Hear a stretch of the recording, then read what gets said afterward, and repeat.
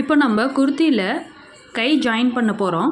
அதில் வந்து shoulder to கையோட ஹாஃப் இது வந்து ஒரே மாதிரி இருக்கிற மாதிரி வச்சுக்கோங்க. ஃபஸ்ட்டில் இருந்து ஜாயின் பண்ணோம்னா நம்மளுக்கு தாத்தியமாக வரும்.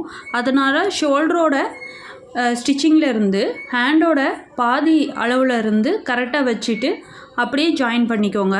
ரெண்டையும் மேல் பக்கம் வர்ற மாதிரி கரெக்டாக வச்சு ஜாயின் பண்ணிக்கோங்க. அப்போ இந்தாண்ட எவ்வளோ மிச்சமாக இருக்குது, அந்தாண்ட எவ்வளோ மிச்சமாக இருக்குதுன்னு தெரியும்.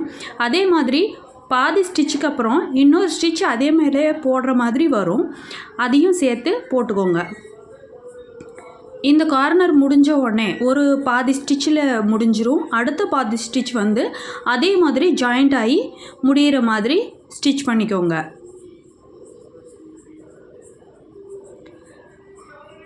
இது முடித்த பின்னாடி இன்னொரு கையும் ஸ்டிச் பண்ணிக்கோங்க. அதே மாதிரி ஸ்டிச் பண்ணிக்கோங்க.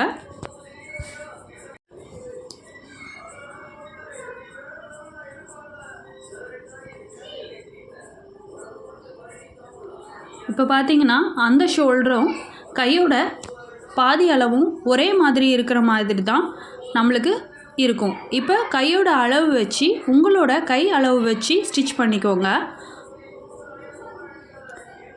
இதில் காட்டியிருக்க மாதிரியே குர்த்தியை பாதி ஓப்பன் பண்ண மாதிரி தான் இருக்கும். ஆம் ஹோல்கிட்ட கொஞ்சம் ஓப்பன் பண்ணிவிட்டு அதுக்கப்புறம் தான் நம்ம கையை ஜாயின் பண்ண முடியும்.